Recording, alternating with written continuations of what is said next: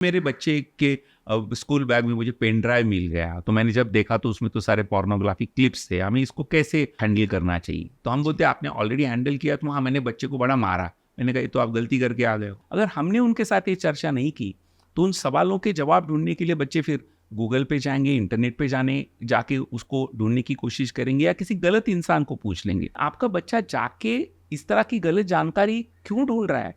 क्योंकि आपने दी नहीं। और आज का विषय है सेक्सुअल हेल्थ। नहीं नहीं, आप झिझकिए मत।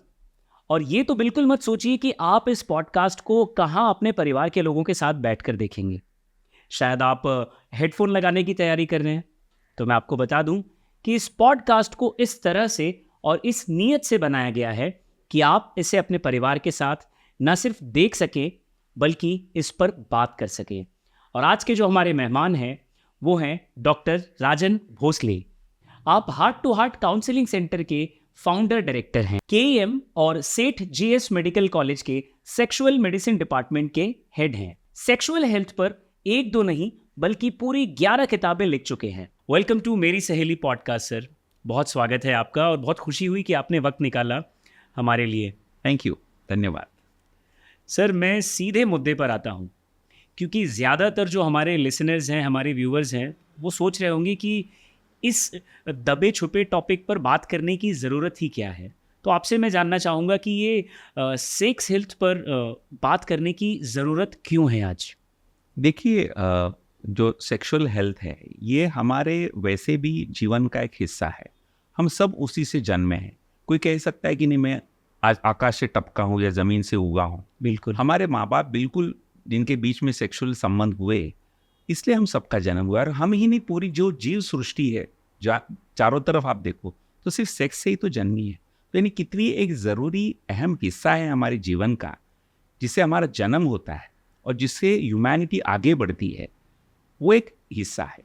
ऊपर से आप कल शादी करो ना करो, आप किसी के साथ सेक्सुअल संबंध रखो ना रखो, आपको अपनी अंदर की जो सेक्सुअलिटी है उसका तो सामना आपको करना ही पड़ता है। उसे डिनाई नहीं कर उसे सकते। आप डिनाई भी नहीं कर सकते, उसे डील भी करना पड़ता है। चाहे आप शादी ना करो, आप किसी के साथ संबंध ना रखो, लेकिन आपके अंदर जो सेक्स की इच्छाएं उमड़ेंगी, आपके मन में जो सेक्सुअल भाव आ जाएंगे, जब आपको बिल्कुल अंदर से सेक्स का जोर से दबाव आ जाएगा, तो आप उसको कैसे हैंडल करोगे? या सेक्स की वजह से आपके शरीर में, मन में जो बदलाव होंगे, उन बदलावों के बारे में अगर आपको किसी ने पहले बताया नहीं होगा, तो आपको पता भी नहीं होगा कि जो हो रहा है वो ठीक हो रहा है कि नहीं ठीक हो रहा है। इसलिए हमें अपनी सेक्सुअलिटी के साथ रिलैक्स होना, उसका स्वीकार करना और उसको जी। अपने जीवन का एक हिस्सा मान लेना, ये बहुत ज़रूरी है।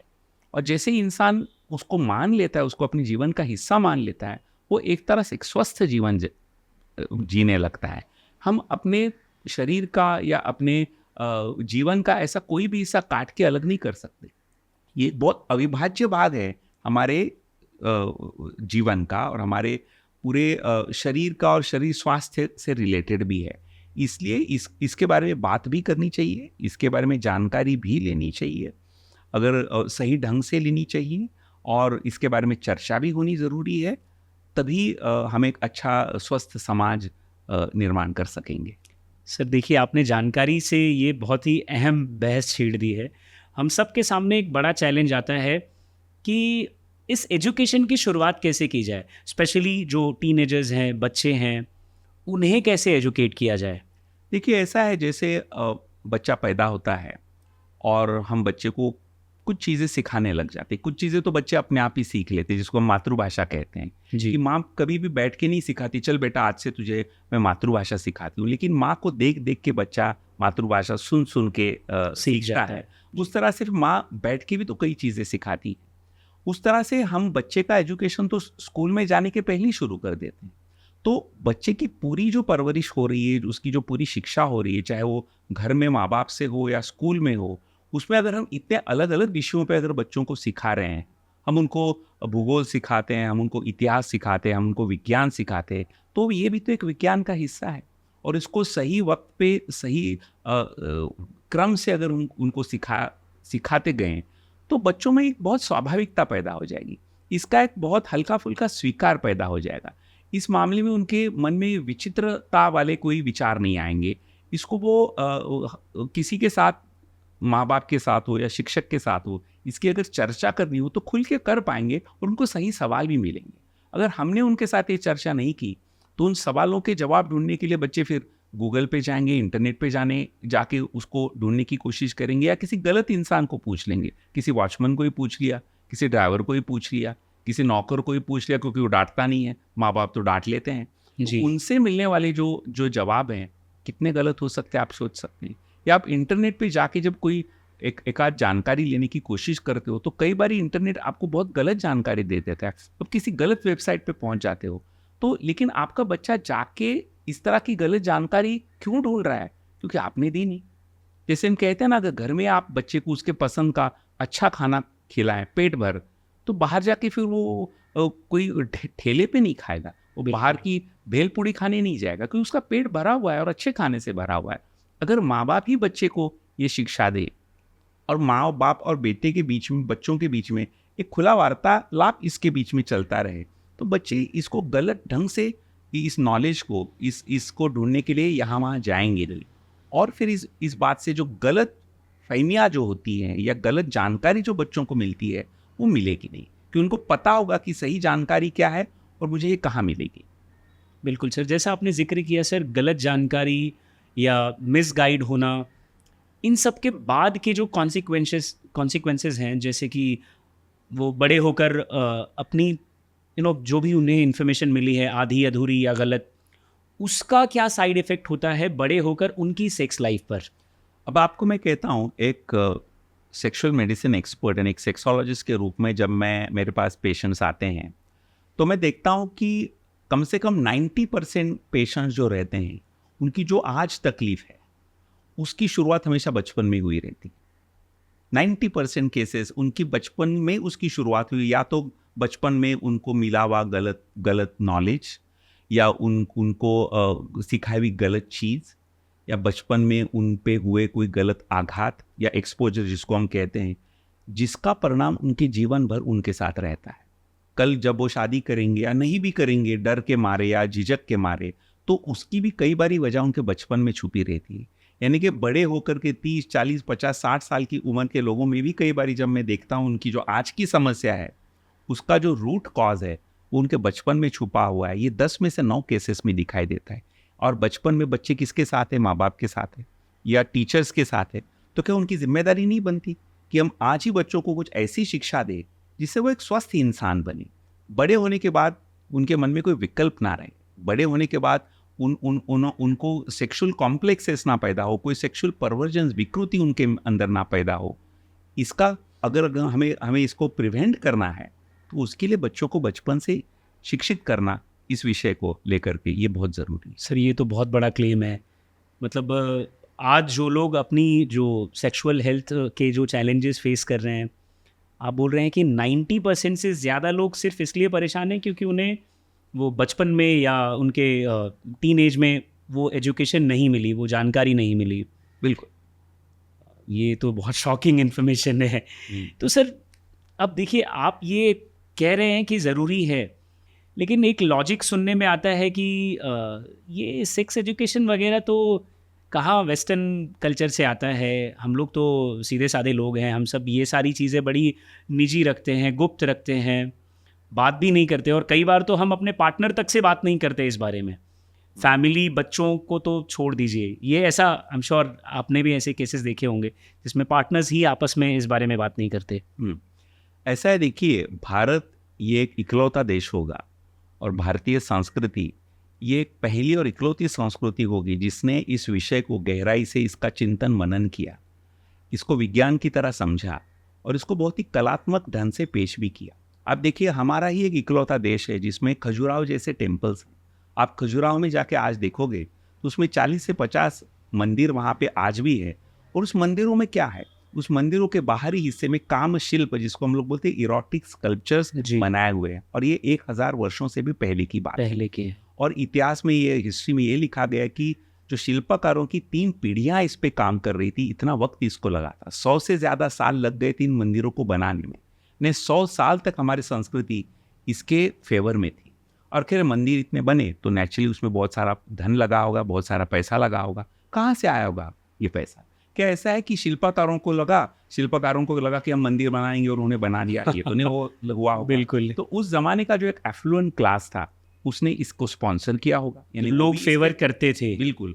और ये बस इन्होंने स्पॉन्सर किया ये भी नहीं, उस जमाने के जो राज्यकर्ता रहे होंगे उन्होंने भी तो इसको मान्यता दी होगी, उसके बगैर तो ये बन नहीं सकते थे। और आप देखेंगे ये मंदिर है, ये कोई गुफाएं नहीं है गांव के शहर के बाहर, ये बिल्कुल गांव के शहर के बीच में बने हुए मंदिर, यानी धार्मिक लोग भी इसके फेवर में थे। यानी आप देखेंगे हमारे संस्कृति का हर अंग इसके फेवर में था। और ये हमारे यहाँ बने गए कब? 1000 साल से भी पहले। इसी से दिखाई देता है कि सेक्सुअलिटी को लेकर के हमारे यहाँ कितना स्वीकार था और इसको मंदिर बनाया हमने, इसको पवित्र माना गया है। आज भी आप देखोगे हम शिवलिंग की पूजा करते हैं। शिवलिंग कोई शिवजी का चेहरा नहीं है या शिवजी की मूर्ति नहीं है जी, वो शिव और पार्वती के लिंग का जो यूनियन है, संभोग अवस्था जो है, उसका प्रतीक है। अब उसको ढंग से देखोगे तो आपको पता चलेगा। उसको हम पवित्र मानते हैं, उसकी पूजा करते हैं। भारत के हर छोटे छोटे गांव में भी आपको हो सकता है कृष्ण जी का मंदिर ना मिले या हनुमान जी का ना मिले, लेकिन आपको हर गांव में शिव जी का मंदिर मिलेगा और वहाँ शिवलिंग लिखा होगा। यानी इसको इतना हमने इसको महत्व दिया है, पवित्र कहा है। इसलिए शिव जी को भी सिर्फ देव नहीं कहते, महादेव कहते। महादेव, बिल्कुल। यानी इतना महत्व इस हिस्से को, जिससे हमारा सबका निर्माण होता है, हमारे संस्कृति में दिया है। तो हम ये कैसे कह सकते हैं कि हमारे संस्कृति के बरहुकुम नहीं है? बिल्कुल ऑन द कॉन्ट्री, हमें जाके भारत को जाके बाहर की दुनिया को ये बताना चाहिए कि ये शास्त्र हमें पता है। दुनिया का सबसे पुराना ग्रंथ जो इस विषय पे लिखा गया है, वो एक नहीं कई ग्रंथ भारत में लिखे गए, ऑलरेडी लिखे जा चुके हैं। हाँ, यानी कि अभी तक वेस्टर्न वर्ल्ड ने लिखना पढ़ना सीखा भी नहीं था। राइट। उनकी पहली किताब भी कोई बाहर नहीं आई थी। उस जमाने के लिखे हुए ग्रंथ हमारे पास है, हजारों साल पुराने, जो इस विषय पे विस्तारित से लिखे गए हैं और आज भी उपलब्ध है। ये हमारी संस्कृति ने हमें सिखाया है। और हम ये कहते हैं कि ये वेस्टर्न कॉन्सेप्ट है, बिल्कुल बात गलत है। ये totally made in India concept है। और हमें जाके सारी दुनिया को ये सिखाना चाहिए कि भैया इस मामले में सीखना है, आओ हमारे पास, हमारे संस्कृति में इसके बारे में लिखा है। और मज़े की बात कहता हूँ, आज भी हम जो मॉडर्न सेक्सोलॉजी जो पढ़ते हैं इंग्लिश किताबों में, जैसे कि मास्टर्स एंड जॉनसन्स की किताबें हम पढ़ते हैं, वो पढ़ते वक्त उसमें इतनी बारी मुझे पढ़ते वक्त ये हुआ है कि ये पूरा कॉन्सेप्ट हमारे ग्रंथों से कॉपी पेस्ट है। बिल्कुल कॉपी पेस्ट है, बस अपने शब्दों में थोड़ा सा बदलाव क्या ला लिया उन्होंने और अपना कॉन्सेप्ट करके उसको छाप दिया है। बिल्कुल। और ये कई बार मैं तो इसमें स्पेशलिस्ट हूँ, मैंने इस पे अध्ययन रिसर्च सालों तक किया है, खुद किताबें लिखी हैं, तो मुझे पता है कि ये बहुत सारे वेस्टर्न किताबें जो हम पढ़ते हैं उसमें से बहुत सारे कॉन्सेप्ट उन्होंने सीधा हमारे संस्कृति से, हमारे ग्रंथों से उठाए हुए हैं। बिल्कुल सर, एजुकेशन ज़रूरी है, ये तो हमने बात कर ली, लेकिन आपने भी अपने पेशेंट्स का जिक्र किया कि जिन्हें सही एजुकेशन नहीं मिली थी, तो आज अपनी उम्र के 40वें 50वें सालों में वो परेशान है या उन चीज़ों का सामना कर रहे हैं। तो सर, इन कॉम्प्लिकेशंस पर आते हैं। बैड सेक्स लाइफ में जो कॉम्प्लिकेशंस होती हैं, चाहे वो कपल को हो, चाहे वो किसी इंडिविजुअल को हो, इन पर बात करते हैं कि जिन्होंने सही एजुकेशन नहीं लिया और आज वो क्या क्या चीज़ें झेल रहे हैं। मैं उसको एक बहुत ही सिंपल सा सीधा साधा आपको एक एग्जाम्पल देता हूँ, उससे आपको पता चल जाएगा। जी। देखिए, ऐसा समझ लीजिए एक छोटी सी बच्ची है, इनोसेंट सी बच्ची है, और उसकी माँ ने उसको कभी नहीं बताया कि एक दिन उसको पीरियड्स आएंगे। जी। तो उस लड़की ने कभी मन में लाया ही नहीं कि भाई अचानक उसकी जो योनि मार्ग है वहाँ से खून बहने लगेगा, लहू बहने लगेगा। हालांकि एक नॉर्मल बात है, किसी औरत को पीरियड्स आना एक स्वस्थ बात है। ये ऑन द कॉन्ट्री उसकी स्वस्थता का वो लक्षण है। उसे डॉक्टर के पास तब जाना चाहिए अगर उसको पीरियड्स नहीं आते, और उसको पीरियड्स आते हो तो ये सिद्ध हो जाता है कि वो लड़की स्वस्थ है। लेकिन अगर किसी छोटी सी बच्ची, चाहे वो 8, 9, 10 साल की बच्ची को आप समझ लीजिए, जिसे किसी ने आज तक कभी बताया नहीं कि पीरियड्स आना क्या होता है। अब ये समझ लीजिए वो बच्ची घर से दूर है, चाहे स्कूल में है या कहीं ट्रैवल कर रही है, और अचानक उसको पहली बारी जीवन में पीरियड्स आ गए, यानी कि उसके योनि मार्ग से खून बहने लगा, जिसके लिए वो बिल्कुल तैयार नहीं थी, और उससे उसके कपड़े तक लाल किले हो गए। उस पर क्या गुजरेगी? कई बार ये होता है कि ये घर से बाहर लड़की है, ये उसके साथ हो गया, एक शॉक सा हो जाता है उसके अंदर, वो एक गहरा जख्म सा हो जाता है जो सदमा। उसके अंदर रह, सदमा सा हो जाता है उसके अंदर, जो उसके अंदर रह जाता है कि मैं क्या करूं। और कई बार ये होता है कि लड़की कहती है कि खून का मतलब यानी ब्लड का मतलब है या तो इंजरी है या कोई बीमारी है। वो जिस उम्र में ये लड़की के साथ होता है उसी उम्र में हो सकता है उसके आगे पीछे उसके मन में कुछ लैंगिक विचार मन में आए हो, सेक्सुअल थॉट्स आए हो सकता है उस सेक्सुअल थॉट्स की वजह से उसने आपको अपने प्राइवेट पार्ट्स को टच भी किया हो और उस टच करने में उसको अच्छा भी लगा हो, जिसको हम लोग मैस्टरबेशन कहते हैं, वो भी उसने वो जाने अनजाने में किया हो। तो कई बार उसे ये भी लगता है अच्छा तो वो मैं गलत चीज़ कर रही थी, मैंने अपने आप को किसी तरह से इंज्योर किया है, उसकी वजह से मुझे अभी इसकी पनिशमेंट मिल रही है। नहीं, जिसका एक स्वीकार होना चाहिए था, सहज स्वीकार होना चाहिए था, एक अच्छी चीज़ हो रही है ऐसे समझना चाहिए था, वहाँ पे लड़की एकदम डर से भर गई है, उसे आघात हो गया उसके अंदर गिल्ट आ गया, एक अपराध भाव आ गया उसके अंदर कि ये क्या गलत हो रहा है।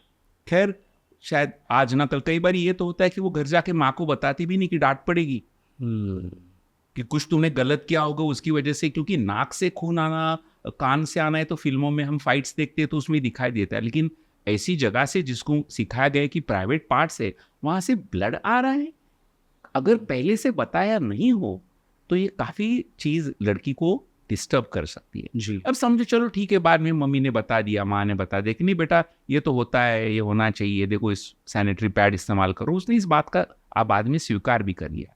लेकिन वो जो वक्त जब उसको इसका अनुभव हुआ था और उसको शॉक लगा था, उसके और उसको ये बात नॉर्मली ये समझने के बीच में उसके अंदर जो एक जख्म सा रह गया अनकॉन्शियस माइंड में, वो कई बार सालों बाद, वो लड़की की अभी शादी हो गई है और लव मैरिज समझो हो गई है, उसे लड़का बिल्कुल पसंद भी है।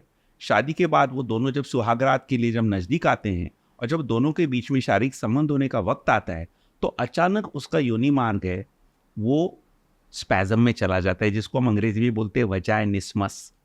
वो चाहती है कि दोनों के बीच में संबंध आए, वो चाहती है कि दोनों के बीच में संभोग हो, लेकिन बस उसका शरीर साथ नहीं दे रहा है, उसका जो वजाइना है, जो योनि मार्ग है, वो अचानक स्पैज़म में चला जाता है और उन दोनों के बीच में संभोग नहीं हो पाता, जिसको हम लोग कहते हैं कि नॉन कॉन्जुमेशन ऑफ मैरिज। यानी कि शादी हो के कई बारी साल, 2 साल, 6 साल, मेरे पास तो शादी हो के 11 साल हुआ, ऐसा भी एक जोड़ा आया है कि जिनके दोनों के बीच में शारीरिक संबंध नहीं हुए। क्यों नहीं शारीरिक संबंध हुए? हालांकि दोनों एक दूसरे के प्रेम में हैं, लेकिन संबंध करने का वक्त जैसे ही आ जाता है, वो लड़की का जो योनि मार्ग है वो वजाइनिस्मस में चला जाता है, स्पैज़म में चला जाता है और इंटरकोर्स हो ही नहीं पाता। क्यों हो रहा है ये लड़की के साथ ये? तो वो जो ट्रॉमा जो बचपन में उसे हुआ था कि शरीर का वही अंग, उस पे होने वाले वही प्लेजरेबल सेंसेशंस, इसका जो अंदर उसके अनकॉन्शियस माइंड में जख्म है वो अचानक वजाइनिस्मस के रूप में उभर आता है और उसका शरीर उसे साथ नहीं देता। इस तरह के पेशेंट्स मैंने देखे कई बार 3, 4, 5, 6 डॉक्टरों के पास गए होते हैं, हर तरह का उनको एग्जामिनेशन, टेस्ट, इन्वेस्टिगेशन किए, कुछ गलत नहीं दिखा देता, क्योंकि इसकी वजह शरीर में थोड़ी है, ये वजह तो कहीं ना कहीं उसके मन में छुपी हुई है कि वो जो आघात जो उसको हुआ था, जो ट्रॉमा उसको जो हुआ था बचपन में, क्योंकि उसे बताया नहीं था। देखिए इस ट्रॉमा को हम कितना आसानी से टाल सकते थे। अगर बच्ची 8 साल की है और किसी माँ ने बच्ची को बता दिया कि बेटी तुम अभी बड़ी हो रही हो, पता है जैसे तुम बड़ी हो जाओगी ना एक बात तुम्हारे साथ होने वाली है, तो तुम्हें पीरियड्स आने लगेंगे। पीरियड्स आने लगेंगे यानी क्या? मैंने तो तुम्हें पहले ही सिखा दिया, सारे शरीर के अलग अलग अंगों के नाम तो मैंने पहले ही तुम्हें सिखा दिए, तो तुम्हारा जो योनि मार्ग है या जिसको इंग्लिश में हम वजाइना कहते हैं, वहाँ से अचानक एक दिन ब्लड आने लगेगा। इसमें कुछ गलत बात नहीं है, ये नॉर्मल बात है, सारी औरतों के साथ, सारी लड़कियों के साथ होता है। ये अच्छा लक्षण है कि तुम अच्छे से बड़े हो रही हो। तो ऐसा अगर हुआ तो डरने की कोई बात नहीं है, कोई गलत बात नहीं हो रही है, कोई बीमारी तुम्हें नहीं हुई है, ना कोई तुम्हें जख्म हुआ है, ना इसका तुम पे कोई दोष डाल सकता है। बस स्कूल बैग में एक सैनिटरी पैड रखा करो, 1-2, और जब कभी ऐसा मौका आ जाए बस नज़दीक के बाथरूम में जाके मैं अभी तुम्हें दिखा देती हूँ कि ये पैड कैसे इस्तेमाल करना है, बस इस तरह से उसको इस्तेमाल करो, तो जो भी ब्लड निकलेगा वो पैड में सोख हो जाएगा और बाहर कपड़े गलत कपड़ों पे लाल खून दिखने लग गया, इसी कोई बात होगी नहीं। और ये जो हो रहा है उसमें कुछ भी गलत नहीं हुआ, तो इसलिए खुशी मनाओ। अगर इस तरह से किसी माँ ने बच्ची को सिखाया होगा तो बच्ची तो घर में खुशी खुशी आके मम्मी मम्मी जो आप बोल रहे थे मेरे साथ आज हुआ, आज मुझे मेरे जीवन का पहला पीरियड आ गया, और मैंने जैसे आपने मम्मी समझाया था ना वैसे पैड भी इस्तेमाल किया हुआ है, यानी कि मम्मी मैं अच्छे से बड़ी हो रही हूँ ना। इस तरह खुशी खुशी जो बात उस लड़की को बतानी चाहिए थी वो तो डर गई थी अगर बताया नहीं होगा तो, और वो डर उसको कहाँ तक उस लड़की को सताया, बड़े होने के बाद, शादी के बाद भी, और शादी के बाद भी कई साल तक इस तरह की तकलीफें होती है। आप किसी गायनेकोलॉजिस्ट को जाके पूछोगे तो बोलेंगे बहुत सारी जो सबसे मुश्किल केसें रहती हैं ट्रीट करने के लिए, उसमें से एक है वजाइनिस्मस, और उसका कई बारी वजह जो मैंने अभी समझाई ये रहती है। और सर रूरल इंडिया में तो शायद इस बारे में बात भी ना करते हो। बिल्कुल। ये तो खुशनसीबी है उस कपल की या उस लेडी की जो आपस में इस बारे में बात करते थे। कई बार पार्टनर्स एक दूसरे से बात नहीं करते हैं, तो ये किस हद तक बुरा हो सकता है? इस जो बचपन में एजुकेशन मिलने वाली थी जो नहीं मिली, और अब उसके कॉन्सिक्वेंसेस वो औरत अकेले झेल रही है, और अगर उन्होंने आपस में बात नहीं की तो ये किस हद तक बुरा हो सकता है? हाँ, इसका मैं अभी आपको एक एग्जांपल दूँ। और एक मजे की बात ये है कि जो मैं अभी आपको केस नैरेट करने वाला हूँ, ये केस वजह हुई थी कि मैं इस लाइन में आ गया हूँ। मैं उसको बता दूं कि मैंने नया एमबीबीएस पास किया था, और मेरे बहुत ही नज़दीकी मित्र हैं जिन्होंने एलएलबी पास किया था। हम बहुत गहरे दोस्त थे। उनकी शादी तय हो गई। खैर मुझे आगे पढ़ना था, इसलिए मेरी शादी का कोई बात नहीं थी, लेकिन उनकी शादी एलएलबी हो गया तो तय हो गई। और मैं एक डॉक्टर था, एमबीबीएस था, इसलिए अपने दोस्त को मैंने उस वक्त शादी के बाद जो पति पत्नी के बीच में शारीरिक संबंध आने चाहिए उसके बारे में सारी जानकारी दे दी थी, और उसने बहुत अच्छे से उसको समझ भी लिया। मैंने उसमें ये भी समझा था कि भाई जब तक तुम्हारे पत्नी के मन की तैयारी ना हो तब तक जबरदस्ती से ये संबंध मत करना। हो सकता है शुरू में उसे शर्म हो, झिझक हो, डर हो, तो पहले प्यार का एक संबंध बनाओ, और जब धीरे धीरे उसकी मन की तैयारी होगी तब संभोग तक चले जाना। ये छोटी सी बात मैंने उसको समझाई थी, और बाकी चीज़ें समझाई थी, और बहुत ढंग से इस बच्चे मेरे दोस्त ने समझी भी थी। अब हुआ ऐसे कि उसकी शादी हो गई। शादी की दूसरे दिन, यानी पहली रात होने के बाद दूसरे दिन अर्ली मॉर्निंग, सुबह सुबह उसकी जो पत्नी थी वो अपने मायके भाग गई, और भाग के जाके बोलने लगी कि मुझे इस शादी में नहीं रहना, मेरा पति विकृत है और वो गलत आदमी है, आपने गलत इंसान के साथ मेरी शादी कर दी है, मैं तो ये शादी में वापस जाने वाली नहीं हूँ। जब उसे पूछा गया कि क्या बात, ऐसे उसने क्या किया, क्योंकि ये बात फैल गई रिश्तेदार को, मैं उसका दोस्त था, मैंने दोस्त को पूछा कि क्या बात हुई यार, मैंने तो तुझे सारा समझा दिया था। तो बोले राजन कुछ भी नहीं हुआ था। जब मुझे ये पता चला कि इस लड़की को शारीरिक संबंधों के बारे में किसी ने आज तक कुछ भी नहीं बताया है, तो मैंने उस पर कोई ज़बरदस्ती नहीं की। सिर्फ मैं उस रात बैठ के आमने सामने बैठ के उसको शारीरिक संबंधों के मामले में जैसे तुमने मुझे समझाया था वैसे बस एक सेक्स एजुकेशन की क्लास उसकी मैंने ली, वो भी शब्दों में। लेकिन वो सुन के ही लड़की इतनी हैरान हो गई कि उसको लगा कि मैं सब गलत चीज़ें समझा रहा हूँ उसको, मैं उसको गलत चीज़ करने के लिए कह रहा हूँ, हालांकि मैंने उसको स्पर्श भी नहीं किया था। और सिर्फ सुन के ही लड़की भाग गई। जब उसके माँ बाप ने उस लड़की को कहने की कोशिश की, अरे तुम्हारे पति ने जो कहा ना वो ठीक बात है, वो सही बात है, ये ज़रूरी बात है, तो उस लड़की ने कहा मम्मी शादी के साल भर पहले शादी के बाद क्या क्या ज़रूरी है इस बात को लेकर के तुमने मुझे खाना पकाना सिखा दिया, बाकी सारी चीज़ें घरेलू चीज़ें सिखा दी। अगर ये बात इतनी ज़रूरी होती तो आप मुझे बता देती। आप सब लोग गलत बोल रहे हो मुझे, वो पति मेरा विकृत है और आप भी उसका साथ दे रहे हो। मैं आप बोझ बन गए हूँ आप पे, इसलिए गलत आदमी के साथ आप मुझे भेज रहे हो। और उस लड़की को फिट्स आने लग गए, उसको साइकेट्रिस्ट ट्रीटमेंट की जरूरत पड़ गई, वो शादी टूट गई। आज वो मेरा दोस्त है, उसकी शादी किसी और के साथ हो गई, वो इसी शहर का एक बहुत जाना माना सॉलिसिटर है और बहुत खुशहाल जिंदगी उसकी जी रही। लेकिन उस लड़की के साथ जो हुआ, और उस लड़की के साथ जो हुआ, उसके माँ और बाप के साथ, उस परिवार के साथ जो हुआ, उसकी वजह कौन है? क्या मुश्किल था किसी माँ को, किसी पिताजी को कि बेटी की मैं शादी कर रहा हूँ तो उसे शारीरिक संबंधों के बारे में कुछ बोला जाए? अगर आपको बोलने में या तो झिझक है, आप बोल नहीं सकते, तो अच्छी किताबें उपलब्ध है, या जो इस विषय पे इस लड़की को बोल सकता है, किसी डॉक्टर के पास किसी आप इसको ले जा सकते थे। लेकिन मुझे लगता है कि हर माँ बाप को अपना एक कर्तव्य समझना चाहिए कि अगर आप बच्चे की शादी कर रहे हो, लाखों करोड़ों लोग खर्च कर लेते शादी बाकी सब चीज़ों के लिए, बस इतनी जानकारी देने में क्या है? ये जानकारी जरूर हर माँ बाप, और ये जिम्मेदारी माँ बाप की ही बनती है। जैसे अपनी बेटी की या बेटी की शादी करना, ये जिम्मेदारी माँ बाप की, किसी बाहर की नहीं है। उस तरह शादी के बाद क्या क्या होने वाला है, ये जानकारी देने की भी जिम्मेदारी माँ बाप की ही बनती है, और वो माँ बाप को देनी चाहिए, नहीं तो हो सकता है सारा परिवार बिखर जाए, जैसे इस लड़की के साथ हुआ। बहुत शॉकिंग इंसिडेंट था ये। और अगर मैं गलत नहीं हूँ तो हमने ये किस्से अपने आसपास सुने हैं डॉक्टर, अगर आप ऐसा मानते होंगे, आई एम श्योर। जैसे आपने ये शेयर किया, वैसे हम सब ने कभी ना कभी ऐसे किस्से सुने हैं कि शादी के तुरंत बाद इस तरह की चीज़ों की वजह से अलगाव हो जाता है, या कई बार शादी के कई सालों बाद भी ये चीज़ें जारी रहती हैं और उसके बाद जो अलग हो जाते हैं पार्टनर्स। तो सर शादी के बाद अगर सेक्सुअल हेल्थ सही ना हो तो इनसे बीमारियां क्या हो जाती हैं, या वो किस हद तक बुरी हो सकती हैं? ये तो हमने बहुत अमेजिंग डिस्कशन किया, ये ज़रूरी थॉट्स बाहर आए, और आई एम श्योर हमारी जो ऑडियंस है, हमारे जो लिसनर्स हैं, वो बहुत उनको फ़ायदा मिलेगा ज़िंदगी में। सर थोड़ा मेडिकल इश्यूज़ पर आते हैं, हेल्थ इश्यूज़ पर आते हैं। अब देखिए, जो सेक्सुअल प्रॉब्लम दिखाई देते हैं शादीशुदा पति पत्नियों में, उसमें मर्दों में जो आते हैं और स्त्रियों में जो आते हैं उनकी बात करूं। मर्दों में जो आमतौर पे हम जिसको बोलते हैं इरेक्टाइल डिस्फंक्शन, जी, यानी कि जब उनकी इंद्रिय में जो कड़कपन आना चाहिए, तनाव आना चाहिए, जिसको हम इरेक्शन कहते हैं, वो आता नहीं है, जिसकी वजह से वो संबंध बना नहीं पाते। या दूसरा है जिसको हम लोग प्रीमैच्योर इजैकुलेशन कहते हैं या शीघ्र पतन कहा जाता है, कि उनका वीर्य बहुत जल्दी निकल जाता है, संभोग अभी तक पूरा हुआ ही नहीं, ढंग से कर भी नहीं पाए, कई बारी तो शुरू भी नहीं हुआ, या जैसे उन्होंने संभोग शुरू किया उनका वीर्य निकल गया, जिसकी वजह से दोनों इस चीज़ का आनंद नहीं ले पाते और जिससे नेचुरली फ्रस्ट्रेशन बढ़ती है। इस तरह के ये दो जो प्रॉब्लम मैंने बताया, और भी कई हैं, लेकिन ये दो प्रॉब्लम सबसे ज़्यादा दिखाई देते हैं। जी, औरतों की तरफ आप जाओगे तो कई बारी ये है कि जैसे मैंने कहा वजाइनिस्मस, कि भाई उनका योनि मार्ग अचानक स्पैज़म में चला जाता है और उनके बीच में संभोग नहीं हो पाता, या संभोग करने के टाइम पे उसे इतना दर्द होता है कि वो सह नहीं पाती। हालांकि दर्द होना नहीं चाहिए, हम पूरा जो हमारे नेचर ने हमारी बॉडी जिस तरह से बनाई है वो दर्द के लिए नहीं बनाई है जी, इसलिए हमारी संस्कृति में बहुत अच्छा शब्द है संभोग।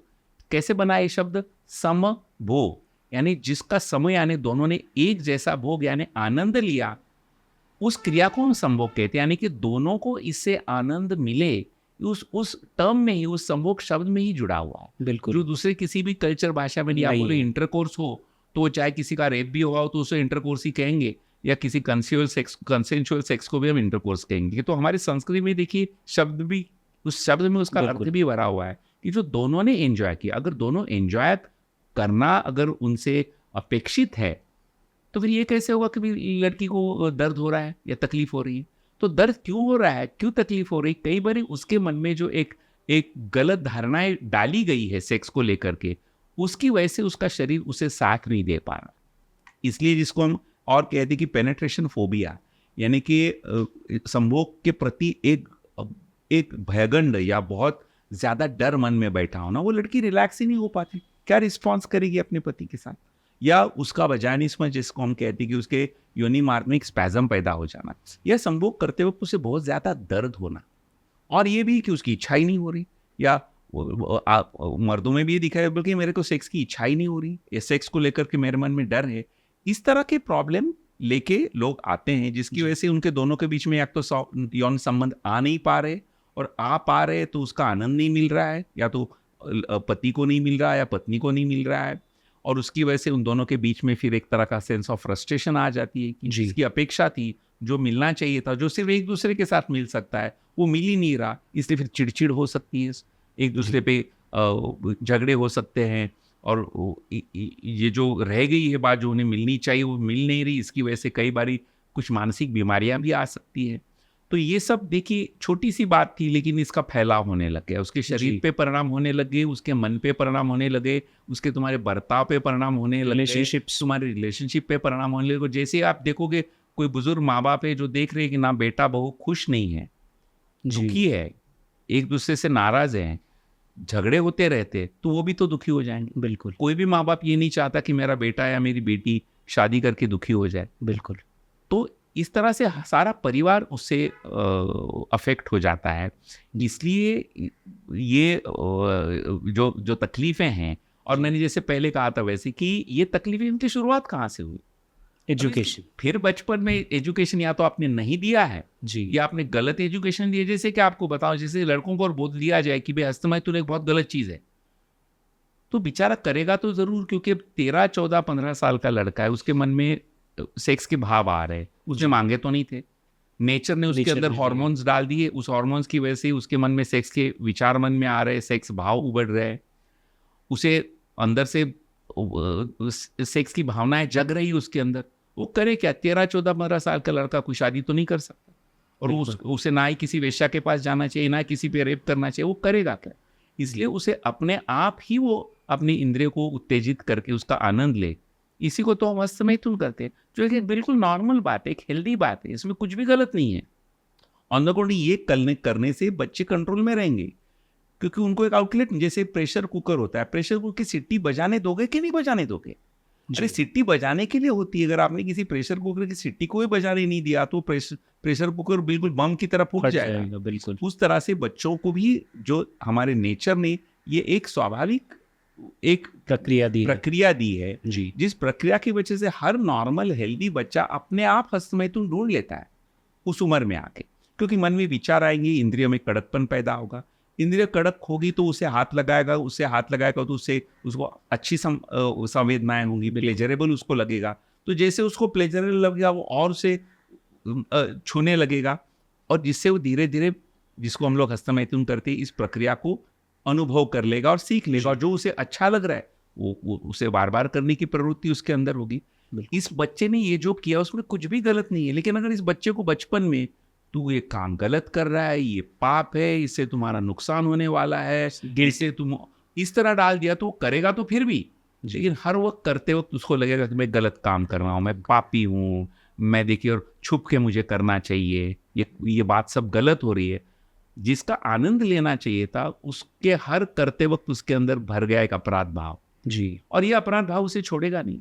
कल शादी के बाद भी ये जो पत्नी के साथ संबंध करने जाएगा तो अचानक खुल के उसको संबंध करने आएंगे नहीं, वो सारे, अरे मैंने हस्तमैथुन किया था उसकी वजह से अब मुझे करने ही नहीं आएगा, हो सकता है मेरी लैंगिक क्षमता खत्म हो गई हो सकता है मैं अपनी पत्नी को सुख ना दे पाऊँ, मैंने तो अपना बड़ा नुकसान कर दिया है। और आप देखते हैं चारों तरफ इस तरह के इश्तेहार भी लगे रहते हैं जो बनावटी हैं, गलत हैं, कि अपने हाथों से आपने अपना नुकसान कर लिया हो, हस्तमैथुन की गलत आदत से अगर आपने अपनी यौन शक्ति गवाई हो, ये बिल्कुल गलत चीज पढ़ रहे हैं वो चारों तरफ। क्यों गलत चीज पढ़े पे उस पर विश्वास कर रहे हैं? क्योंकि सही चीज हमने कभी बताया ही नहीं। अगर हम अपने आप, जैसे लड़की को पीरियड्स के बारे में पहले बोल देना जरूरी है जी, उस तरह लड़कों के बारे में भी ये बता दिया जाए कि ये प्रक्रिया करना कोई गलत बात नहीं, इसमें कुछ छोटे छोटे नियम को अगर तुम पाल लो, कि भी थोड़ी स्वच्छता करो, करने के पहले करने के बाद स्वच्छता का ख्याल रखो, इसे ऐसे मत करो कि जिससे आप अपने आप को कोई इंजरी कर लोगे। ऐसे एक हुआ था कि एक लड़का जो मैकेनिक के गैरेज में काम करता था, उसने वो पाना रहता है ना स्पैनर, उससे हस्तमैथुन करने की कोशिश की, इंजरी हो गई। अरे करना ठीक है, इसका मतलब ऐसे मत करो ना कि जिससे तुम्हें इंजरी हो जाए, ऐसे करो तो प्राइवेसी में करो। बिल्कुल। और इस तरह की छोटी छोटी चीजें कि अपनी प्राइवेसी में करना, अपने आप करना, और स्वच्छता का ख्याल रखना, इसमें कोई नुकसान नहीं है। अगर ये समझा दिया जाए तो बच्चा करते वक्त कभी ये नहीं फील करेगा कि मैंने कुछ गलत किया, इससे मेरा कोई नुकसान होने वाला है। और इसी को मैं तो कहता हूँ कि ये छोटी सी बात बच्चे को समझा दी और जीवन भर उसको मदद करेगी। और अगर ये नहीं समझी होगी तो इसका ये गलत फहमी का जो, कि मेरे पास कई लोग आते हैं ना, उम्र 30-40, मुझे इंद्रिय इरेक्शन की प्रॉब्लम है क्योंकि मैंने हस्तमैथुन किया, तो खुद ही जोड़ देते उसका मतलब, और उन्हें समझाना पड़ता है उसकी वजह से नहीं हुआ बेटा, तुम्हें जो हो रहा है उसकी सही वजह कोई और होगी जो हम ढूंढेंगे, वही तो हमारा काम है। लेकिन तुम हर चीज का दोष उठा के अपने हस्तमैथुन पे डाल रहे हो, मुझे शीघ्र पतन होता है क्योंकि मैंने हस्तमैथुन किया था, बिल्कुल गलत बात है। उसकी वजह से नहीं हो रहा तुम्हें, ये उसकी कोई और वजह होगी जो हमें ढूंढेंगे और उसका इलाज करेंगे। ये सारी गलत फहमियां जो मन में बैठी हुई हैं, जिससे कई बार ये जो सेक्सुअल प्रॉब्लम्स लोगों के आ जाते हैं, और कई बार हम डॉक्टरों को कोई दवा लिखने की जरूरत नहीं पड़ती, बस उन्हें सही ढंग से समझाओ, उनकी काउंसलिंग कर दो और उनको सेक्स एजुकेशन दो। तो मैं तो कहता हूँ, अभी मेरे पास एक कम से कम 70 साल का एक आदमी आया जो शादीशुदा, जो अकेला है जी, और उसे ऑब्सेसिव कंपल्सिव डिसऑर्डर की बीमारी है। और मेरे सामने बैठ के जब मैंने यही सब बातें जो अभी मैंने बताई, तो उसने कहा कि काश आप मुझे 40 साल 50 साल पहले मिले होते। राइट। बोले जीवन के 40-50 साल मैंने अपराध भाव से निकाले, उसकी वजह से शादी भी नहीं की मैंने, कि मैं इतनी गलत काम कर रहा हूँ कि जिसकी वजह से मुझे शादी करने का कोई हक ही नहीं बनता। मैं शादी के बाद अपने पत्नी को कभी सुख नहीं दे पाऊंगा, मुझसे सेक्स करना होगा नहीं क्योंकि मैं हस्तमैथुन करता हूँ। अभी इस गलत फहमी की वजह से आदमी ने सारा जीवन बिता दिया। और बोला कि ये बात जो आज मुझे आपने कही डॉक्टर साहब, ये बिल्कुल नॉर्मल और एक सहज बात है। हो सकता है मुझे 40-50 साल पहले अगर किसी ने बताया हो तो मैं भी एक सुखी पारिवारिक जीवन जी सकता था। मेरी भी बड़ी इच्छा थी कि मेरी भी कोई परिवार हो, मेरी भी कोई पत्नी हो, हम दोनों के बीच में भी शारीरिक संबंध आ जाए। उन सब चीज़ें मैं एक अनुभव ही नहीं कर पाया, क्योंकि मैं डरता रहा, कि मैं अपने आप को पापी समझता रहा, और मैं इस चीज़ों से दूर रहा, क्योंकि मुझे लगा मैं कुछ गलत काम कर रहा हूँ। एक वेरी सैड। छोट बचपन की चीज़ बड़ेपन में, जैसे मैंने कहा था ना, तकलीफ कितना देती बड़ा है। नुकसान हुआ उनका। सर, ये एजुकेशन पर आपने बोला कि ज़रूरी है, लेकिन ना तो हमारी सोसाइटी में, ना फैमिली में, और एजुकेशन इंस्टीट्यूशंस में तो बिल्कुल भी नहीं। सर, हमारे जो टीनेजर्स होते हैं स्पेशली, उनके लिए ये एजुकेशन मिलती है शायद उनकी उम्र से जो बड़े उनके दोस्त हों उनसे, या पोर्नोग्राफी से। तो ये जो पोर्नोग्राफी है सर, ये कितना बुरा असर डालती है मेंटल हेल्थ पर या सेक्सुअल हेल्थ पर, ये ज़रा हाईलाइट कीजिए प्लीज़। तो ये पोर्नोग्राफी की तरफ जाना ये आम बात है, लेकिन हम जा ही क्यों रहे हैं? जैसे मैं हमेशा कहता हूँ कि अब बाहर के ठेलों पे जाके जब खाओगे आप, जब घर में आपको खाना नहीं मिला होगा, तब आपको सही जानकारी अगर दी गई हो, अगर घर से ही वो जानकारी मिली हो या आपके स्कूल कॉलेज से मिली गई हो, तो आप ढूंढने कहीं बाहर जाओगे नहीं, और आप बाहर वो जानकारी ढूंढने जाओगे तब जाके अचानक पोर्नोग्राफी तक आप पहुंच जाओगे। और जैसे आप पोर्नोग्राफी देखने लगोगे, तो पोर्नोग्राफी का एक अपना कैरेक्टरिस्टिक है कि वो एडिक्टिव मानी गई है। एडिक्टिव यानी उसका इंसान को एडिक्ट, जैसे अल्कोहल को लत लग जाती है। जैसे कि अल्कोहल है, पानी की तो लत नहीं लगती, लेकिन शराब की लगती है, लग जाती क्योंकि शराब में कुछ ऐसा है जरूर, या और भी कई ऐसे द्रव्य हैं जिनकी आदमी को लत लग सकती है। उस तरह पोर्नोग्राफी का ये पूरा स्टडी हुआ है कि इसकी इंसान को लत लग सकती है, और फिर उसमें इंसान अपना इतना वक्त दे देगा, इतनी एनर्जी उसमें जाएगा कि जीवन के जो बाकी उसके आयाम हैं, जैसे कि पढ़ाई हो, स्टूडेंट हो तो, या तुम काम करते हो तो तुम्हारा काम धंधा कारोबार है, या अपने पारिवारिक जो तुम्हारी जिम्मेदारियां हैं, वो सब बाजू में छोड़ के अगर तुम पोर्नोग्राफी में ही धंसे रहोगे, क्योंकि वो एडिक्टिव है। जी। जिस तरह किसी शराबी के साथ हो जाता है, अल्कोहलिक इंसान के साथ हो जाता है, वही बात पोर्नोग्राफी में जो एडिक्ट हो गए हैं उनके साथ भी हो सकता है। हाँ, अभी पोर्नोग्राफी का ऐसा है कि वो सिर्फ नग्नता को नहीं दिखाता, बहुत सारे विकृत लैंगिक एक्ट उसमें दिखाए देते हैं, इसलिए उसको XX, XXX इस तरह की हर तरह की पोर्नोग्राफी, यानी कि हालांकि हम वर्ड पोर्नोग्राफी इस्तेमाल करते हैं, लेकिन उसमें बहुत सारी वैरायटी ऑलरेडी अवेलेबल है, जिस पे कोई रोकथाम, कोई लगाम नहीं है। अब कई बारी इसको समझाते वक्त मैं हमेशा लोगों को कहता हूँ जो मेरे साथ इस तरह का सवाल जवाब कर दे, कि देखो बेटा, तुम्हारा कोई दोस्त हो या तुम्हारा कोई पड़ोसी हो जो अच्छा खासा इंसान है जी। तुम अचानक किसी दिन अगर रास्ते पे उसको नंगा चलते वक्त देखोगे तो तुम्हारे मन में क्या आएगा? बोलते वो तो पागल हो गया, ऐसे मुझे लगेगा। नहीं, बोलो वो देखो कोई गलत बर्ताव नहीं कर रहा है, वो सिर्फ नंगा रास्ते पे घूम रहा है, आम रास्ते पे, फिर भी तुम उसको पागल कह रहे हो। अब ये पोर्नोग्राफी में काम करने वाले लोग जिन्होंने शरीर के सारे वस्त्र निकाले गए हैं, वो नंगे हैं जी, और वो कैमरे के सामने वो सब कर रहे हैं, जो सारी दुनिया देखेगी उनको पहले से पता है कि इन लोगों को आप नॉर्मल कहोगे, और अगर उनको आप नॉर्मल नहीं कहोगे तो इस तरह से अबनॉर्मल लोगों के अबनॉर्मल बर्ताव को तुम देख के उन्हें पागल उसका परिणाम तुम्हें नहीं हो जाए।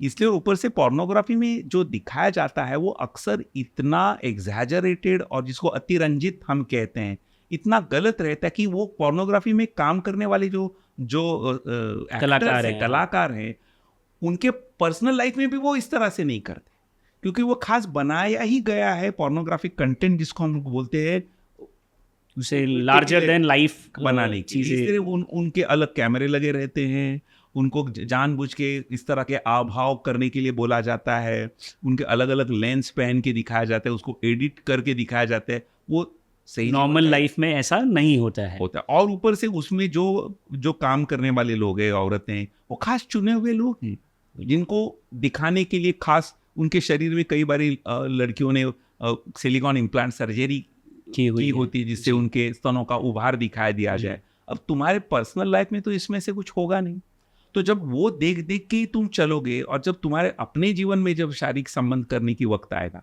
तो उसके सामने ये बिल्कुल फीका लगने लगता है। तो हम कंपैरिजन में आ जाते हैं। कंपैरिजन की वजह से कॉम्प्लेक्स आ जाता है कि यार वो जैसे कर रहे वैसे तो मैं कर ही नहीं पा रहा हूँ, या वो औरत जैसी थी वैसे मेरी पत्नी है ही नहीं, या वो मर्द जैसे कर रहा था, वो जैसे उसकी इंद्रिय थी वैसे तो मेरे पति की है नहीं।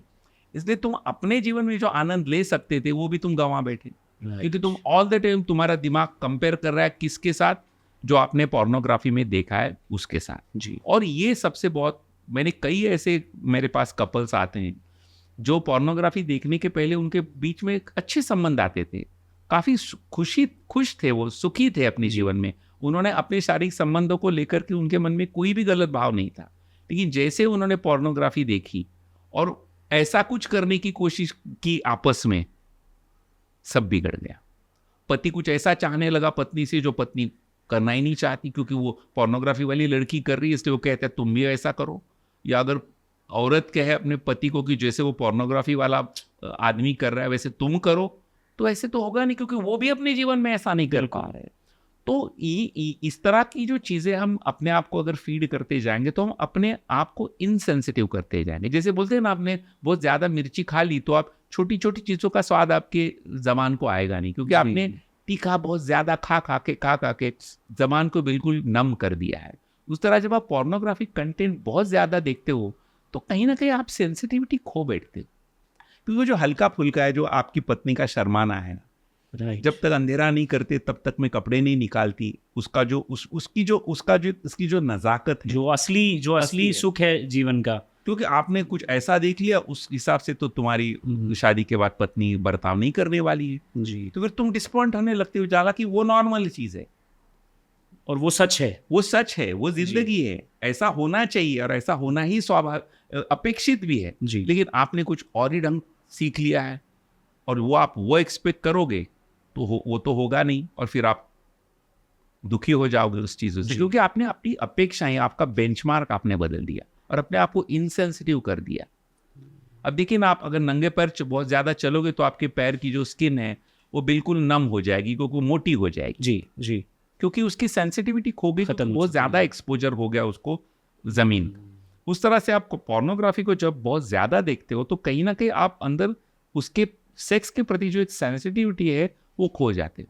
इसलिए पोर्नोग्राफी एडिक्ट जो है, जो उन्हें पहले जो पोर्नोग्राफी अच्छी लगती थी उससे बढ़कर कुछ चाहिए रहता है, वो ऑल द टाइम कुछ ज़्यादा, कुछ अलग, कुछ ज़्यादा, कुछ अलग ढूंढते हैं और धीरे धीरे उनकी सेंसिटिविटी खत्म हो जाती है और जब अपने जीवन में सेक्स संबंध करने का उनका वक्त आता है तब वो कर नहीं पाते। ये तो सर एकदम आई ओपनर था, एंड स्पेशली हमारी जो ऑडियंस या जो हमारे व्यूअर्स हैं, हमारे लिसनर्स हैं, हम सब इन सवालों को सर पूछते नहीं हैं या झिझकते हैं, शर्माते हैं, हिचकिचाते हैं।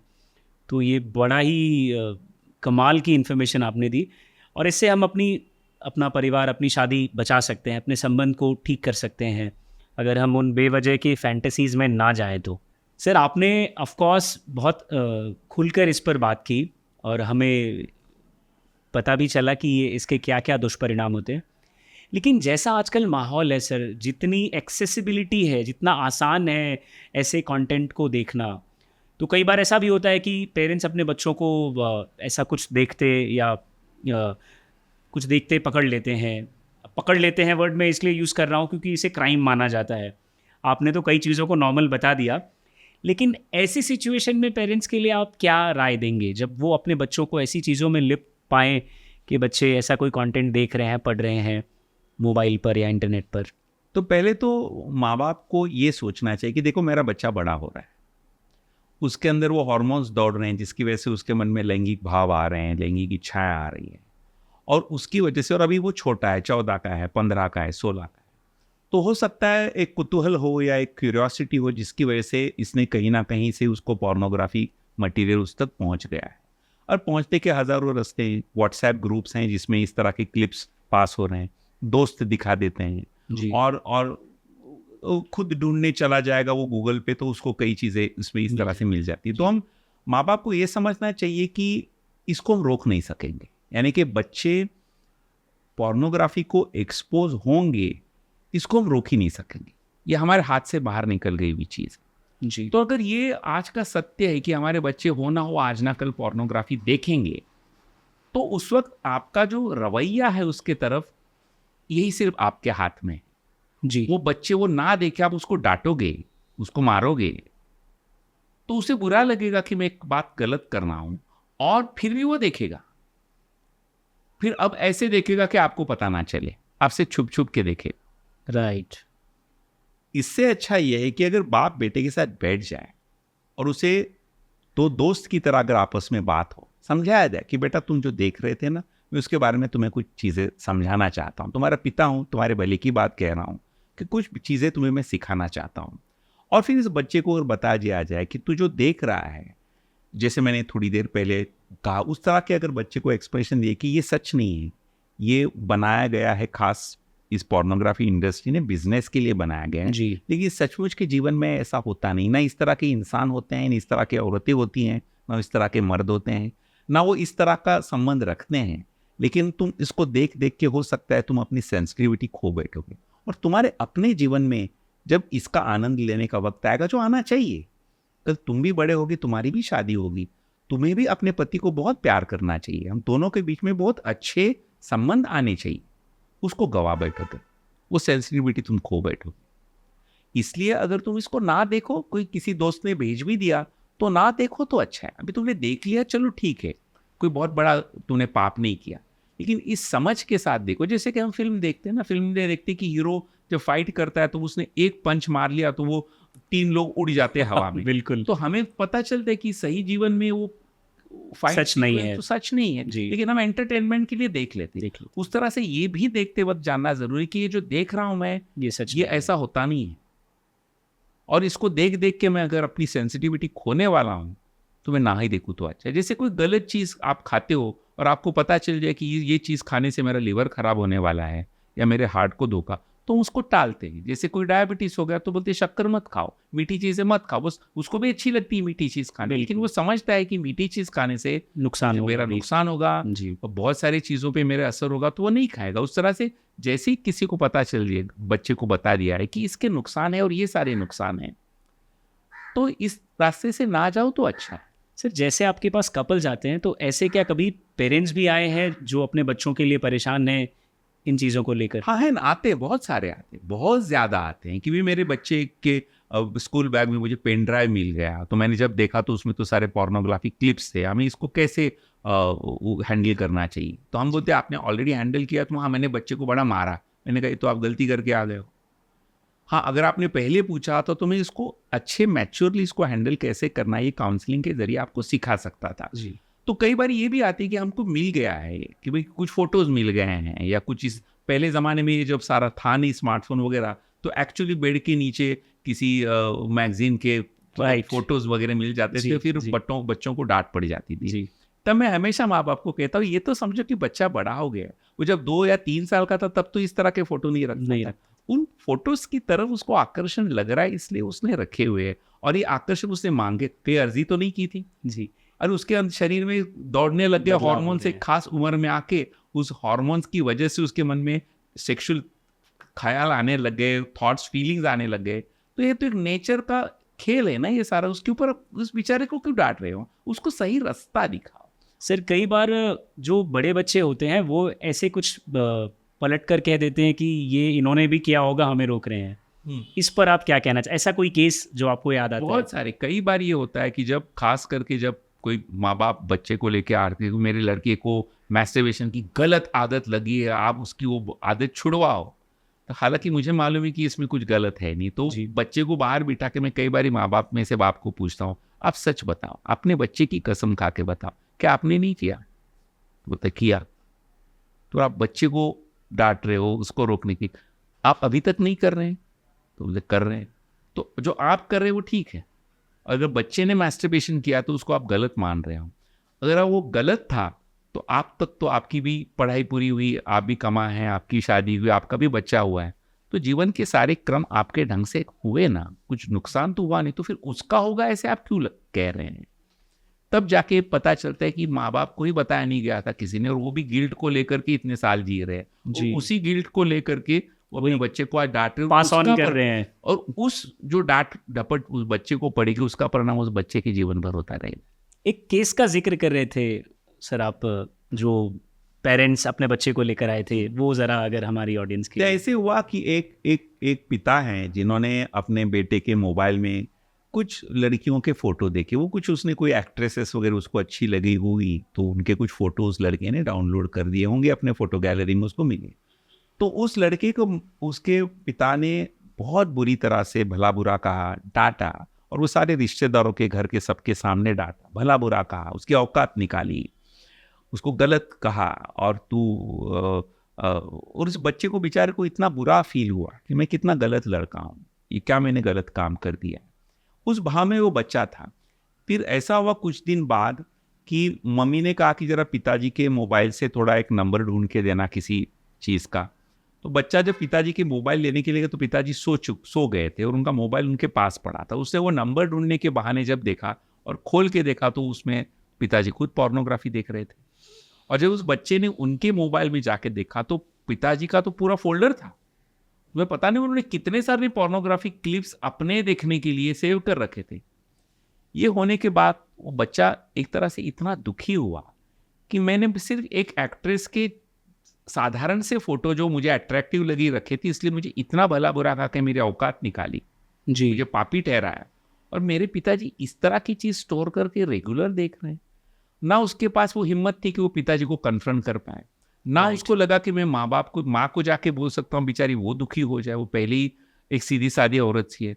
तो बच्चा इतना अंदर से डिप्रेस हो गया क्योंकि ये बात किसी को वो कह नहीं सकता। और उस डिप्रेशन में उसका असर उसके पढ़ाई पे हो गया, उसका असर उसके बर्ताव पे हो गया, उसके स्वास्थ्य पे हो गया, यहाँ तक कि उसको बाद में डॉक्टर के पास, जैसे कि मेरे पास, ले आना पड़ा। और उसकी डिप्रेशन की सिर्फ दवाई दे के काम नहीं चलता। मेरे पहले वो किसी साइकेट्रिस्ट के पास ले गए थे, वो सिर्फ उस डिप्रेशन की दवाइयाँ लिख रहे थे, जिसकी वजह से वो दिन भर सो रहा है, पढ़ाई नहीं कर पा रहा है, उसका वजन 11-12 किलो बढ़ गया था क्योंकि डिप्रेशन की दवा से वजन। इसकी शुरुआत कहाँ से हुई? डिप्रेशन से। डिप्रेशन कहाँ से आया? क्योंकि बच्चे को समझ ही नहीं पाया कि मैं पिताजी के मोबाइल में पोर्नोग्राफी देखने के बाद इसको रिएक्ट कैसे करूं, इसको मेरे दिमाग में प्रोसेस कैसे करूं, ये गलत है, सही है, या बहुत गलत है, पाप है। हाँ, लेकिन जब उसे एक काउंसलर ने इस बात को लेकर कि इस बात को निकलने के बाद जब काउंसलिंग किया तो उसके अंदर का डिप्रेशन, ना उसकी किसी दवा की जरूरत उसको पड़ी, ना वो डिप्रेशन में रहा, और फिर उसके बाकी जीवन के जो हिस्से हैं, पढ़ाई हो जो है, वो सारे नॉर्मल हो गए। तो दवा से नहीं हुआ, समझाने से हुआ, काउंसलिंग से हुआ। तो ऐसे भी कई बारी हम हमारे प्रैक्टिस में किस्से देखते हैं। सर, ये समझाना अगर सही टाइम पे हो जाए तो कितना कुछ बच जाए। देखिए, इन सब चीज़ों से एक ही निचोड़ निकलता है कि सही वक्त पे सही ढंग से अगर हम बच्चों को सेक्स एजुकेशन दें तो ये सारा आगे का जो कॉम्प्लिकेशंस जो देखते हैं हम बाद में, ये सारे टल सकते। Prevention is better than cure, हम कहते हैं ना। बिल्कुल बिल्कुल। तो ये इससे बड़ा प्रिवेंशन और क्या होगा कि आप अपने बच्चे को, अगर आपको नहीं जमता है तो इसीलिए तो किताबें लिखी है मैंने 11। जी जी। इसलिए तो इस तरह के प्रोग्राम आप अच्छे अच्छे कर रहे हो जिससे आपको ये सही जानकारी आप तक पहुंचे। बिल्कुल। अगर आपको देने नहीं आती तो एक्सपर्ट्स बैठे हैं जिनकी वीडियोस आजकल उपलब्ध है, जिनकी किताबें आज उपलब्ध हैं। सर, आपकी सबसे पहले तो मैं बता दूं कि आपकी 11 की 11 किताबें अमेजिंग हैं, और मुझे लगता है कि हर घर की लाइब्रेरी में ये किताबें होनी चाहिए ताकि बच्चों को, बड़ों को, और मेरा ख्याल है कि आपने हर उम्र के लोगों को पढ़ने लायक कंटेंट दिया है। बिल्कुल, वो उम्र के चाहे जिस दौर में हो वो पढ़ सकते हैं, वो सीख सकते हैं और अपनी लाइफ को आसान कर सकते हैं। सर, इसके अलावा भी आपकी कई कोशिशों का जिक्र है जहाँ पर आप सेक्स एजुकेशन को और ज़्यादा आसान करना और ज़्यादा एक्सेसिबल करना बच्चों के लिए, स्पेशली स्कूल्स में, उसके बारे में ज़रा बताइए कि आपकी क्या कोशिश रही और वो कहाँ तक पहुँची। देखिए, जब मैंने देखा कि ये एक विषय है जिस विषय को हर कोई टालता है और इस विषय पे जाके बात करना हर कोई कंफर्टेबल फील नहीं करता, हर एक में वो भाव भी नहीं रहता कि भाई इस विषय को लोगों तक पहुंचाए। तो जब मैंने इस विषय में, जैसे मैंने अपने दोस्त का जिक्र किया कि उसकी शादी टूट गई उस लड़की के साथ, तो मुझे लगा कि किसी ना किसी को तो ये बीड़ा उठाना चाहिए, किसी ना किसी को तो कहना चाहिए कि चलो मैं सिखाता हूँ। बिल्कुल। इसलिए मैं मेरी उम्र तब 20-21 रही होगी जब मैंने इस विषय में मैं गया और मैंने पढ़ाई की, और इस विषय को कैसे अच्छे से अच्छे ढंग से पेश किया जाए इसकी मैंने पहले अपने अंदर तैयारी की। लेकिन फिर लोगों तक कैसे पहुंचा, मैं कितने लोगों तक जाके ये बता पाऊंगा, इसलिए मैंने बहुत सारे फ्रंट्स पे काम शुरू किया। एक तो मैंने जैसे मैगजीन्स हैं, जैसे मेरी सहेली है जी, इस तरह कई मैगजीन्स और न्यूज़पेपर्स में कॉलम चलाने शुरू किए। बहुत बढ़िया। और उस कॉलम के लिए मैंने कभी कोई रॉयल्टी या किसी तरह का पेमेंट नहीं लिया, क्योंकि ये मैं पैसे के लिए नहीं कर रहा था। मुझे हर गांव में हर इंसान तक जो न्यूज़पेपर पहुंचता है या जो मैगजीन पहुंचता है, उसके ज़रिए ये ज्ञान उन तक पहुंचाना था। तो मैंने बहुत सारा लिखना शुरू किया, जिसकी वजह से इतनी सारी किताबें आई। हज़ारों न्यूज़पेपर कॉलम्स मैंने लिखे, वो हिंदी में लिखे, मराठी में लिखे, गुजराती में लिखे, इंग्लिश में लिखे, और ऐसा कोई न्यूज़पेपर नहीं होगा कि जिसमें मेरे कॉलम सालों तक नहीं चले। वो मैंने कॉलम्स चलाए ताकि सही ज्ञान लोगों तक पहुंच जाए, क्योंकि माँ बाप दे नहीं पा रहे, शिक्षक दे नहीं पा रहे, जो दे पा रहा है वो लोगों तक पहुंचाएगा कैसे। इसलिए चाहे कॉलम्स हो या रेडियो शोज मैंने बहुत सारे किए हैं, टेलीविजन शोज मैंने किए, जिसके जरिए लोगों तक ये बात पहुंचे और सही ढंग से पहुंचे। इस तरह मैंने अपना काम शुरू किया। ऊपर से मैंने कहा मैं अकेले जब तक कर पा रहा हूँ, मेरे पीछे भी तो ये काम चालू रहना चाहिए। इसलिए मैंने ये सेक्स एजुकेशन के कोर्सेज शुरू किए, जिसमें लोग ये कोर्स करते, सेक्स एजुकेटर्स ट्रेनिंग प्रोग्राम हम इसको कहते हैं, जिसमें प्रॉपरली उनको सिखाया जाता है कि ये शिक्षा कैसे दी जाती है, सेक्स एजुकेशन, और सर्टिफिकेट कोर्सेज होते हैं जो सीखने के बाद फिर उस तरह के लोग भी बाहर जाके ये अच्छा काम कर सकते हैं। और ऐसे मैंने करीब करीब हज़ारों ट्रेनर्स, सेक्स एजुकेटर्स तैयार किए जो आज अलग अलग जगहों पर जाके ये काम कर रहे हैं। क्या बात है सर। तो इस तरह से मैंने अपनी तरफ से हर इंसान तक मैं पहुंच पाऊँ, हर घर में ये बात पहुंचे, इसकी पूरी कोशिश की। और ये आप जो प्रोग्राम अभी आप कर रहे हो, ये भी एक बहुत अच्छा तरीका है। ये भी हज़ारों लाखों देखेंगे, उन तक भी एक सही बात पहुंचेगी, एक संदेश पहुंचेगा, और हो सकता है बहुत सारी आपदाएं उसकी वजह से बिल्कुल टल जाएंगी। सेक्स एजुकेशन एजुकेशनल इंस्टीट्यूट्स में क्यों नहीं लाया जा रहा है सर? ये मतलब कई बार ये कंट्रोवर्सी होती है, डिबेट होती है कि लाना चाहिए नहीं लाना चाहिए। उसकी एक वजह यह है कि बहुत लोगों को ये गलतफहमी होती है कि सेक्स एजुकेशन यानी सेक्सुअल इंटरकोर्स के बारे में जानकारी देना। आप अगर मेरी कोई भी किताब उठा के देखोगे जो सेक्स एजुकेशन पे है, उसमें से सिर्फ 2 या 3% जो हिस्सा है वो सिर्फ इंटरकोर्स या संभोग है, इससे रिलेटेड मटेरियल उसमें रहता है। बाकी सारी किताब में, जिसको हम लोग सेक्सुअल वैल्यूज़ कहते हैं, आप बढ़ती उम्र में आपके अंदर क्या क्या बदलाव होने वाले हैं शरीर में, मन में, इसके बारे में जानकारी दी जाती है। और भाई सेक्सुअली ट्रांसमिटेड डिसीजेस हैं, सेक्स को लेकर के जो लॉज हैं हमारे अंदर, उसकी जानकारी देना है। कॉन्ट्रासेप्शन, जिसको हम लोग गर्भ प्रतिबंधक उपाय जिसको हिंदी में हम कहेंगे, कॉन्ट्रासेप्टिव, उसके बारे में जानकारी दी। ये सारा उसमें आ जाता है। और उसमें सबसे अहम जो मुझे लगता है कि बच्चे जब बड़े होने लगते हैं तो उनके अंदर शरीर में जो बदलाव होने वाले हैं, वो बदलाव होने से पहले अगर उनको इसके बारे में बता दिया जाए तो वो उसके लिए तैयार हो जाते हैं, और फिर उसका बुरा असर उन पे नहीं होता। सर, आई एम श्योर आपने ये कोशिश की होगी कि आपके जो प्रोग्राम्स हैं वो स्कूलों में भी लाए जाएं। हाँ, तो कई स्कूलों ने इसका स्वीकार किया है। मैं खुद पता नहीं कितनी स्कूलों में गया हूँ, चाहे वो किसी झोपड़पट्टी में चलने वाली स्कूल हो या किसी बिल्कुल जिसमें अमीर से अमीर बच्चे जाते हो, इस तरह की स्कूलों, मैंने कई तरह की स्कूलों में जाके सेक्स एजुकेशन की खुद क्लास। तो इसे कंपलसरी करने के लिए कुछ कोशिश की होगी सर आपने? हाँ, ऐसा है कि मैंने ही नहीं, हमारे सरकार ने भी ये कोशिश की। मुझे याद है जब हमारे महाराष्ट्र के मुख्यमंत्री जब विलासराव देशमुख थे, पहली बारी जब बने थे मुख्यमंत्री, तब मेरी उनके साथ जब बात हुई थी और जब मैंने उनको ये बात बैठ के समझाई थी कि सरकार की तरफ से सेक्स एजुकेशन को कंपलसरी होना चाहिए, स्कूलों में होना, तो उन्हें वो बात बिल्कुल पट गई। कि उन्होंने कहा मेरे सिर्फ अकेले मुख्यमंत्री होने से ये होगा नहीं, इसको पूरी तरह से हमें असेंबली में रखना पड़ेगा और सबकी सम्मति लेनी होगी। तो इसलिए उन्होंने एक कमेटी फॉर्म की, एस्टिमेट्स कमेटी उसको कहा गया था। उसमें सारे पक्षों के लोग उन्होंने लिए। उसको हेड कर रहे थे अहमदनगर के एमएलए प्रसाद तनपुरे। उनकी जिम्मेदारी दी गई कि आप इस विषय का पूरा अध्ययन करो, इसके लिए जिन जिन लोगों को मिलना है उनको मिलो, पूरी जानकारी लो, सबके विचार ले लो, और फिर आपकी कमेटी का जो एक विचार है कि इसको कंपलसरी करना चाहिए कि नहीं, वो आप असेंबली में पेश करो। उन्होंने बहुत अच्छा काम किया। उस वक्त वो मुझे भी आके मिले, मुझसे भी जानकारी दी। उस कमेटी ने बहुत अच्छा काम करके पूरा रिपोर्ट है असेंबली में, महाराष्ट्र असेंबली में रखा गया जब विलासराव देशमुख मुख्यमंत्री थे जी। और अच्छी बात ये हुई कि किसी भी पक्ष ने उसका विरोध नहीं किया। एक तरफ से यूनानिमसली विरोध पक्ष ने भी नहीं किया, सारे पक्षों ने इसको ये निर्विरोध ये एक्सेप्ट किया गया। और सरकार का ऑर्डर भी निकल गया, जिसको जीआर इशू हो गया कि स्कूलों में अब ये एजुकेशन कंपलसरी होनी चाहिए। और वो जो आदेश है वो स्कूलों तक पहुंच भी गया। स्कूलों ने कहा भाई ठीक है, अच्छी बात है, हमें भी स्वीकार है, लेकिन कौन सिखाएगा? महाराष्ट्र में तो हजारों स्कूलें हैं, हमारे बच्चों को आके सिखाएगा कौन? क्योंकि हमारे जो शिक्षक है उन्हें इसका प्रशिक्षण नहीं दिया गया, तो वो तो नहीं सिखा पाएंगे। और ऐसी कोई किताब हो, ऐसा कोई मैनुअल हो जिसको पढ़ के अगर हमारे टीचर सिखाना चाहे, तो ऐसा कोई मैनुअल तो सरकार कम से कम हमें दे दे।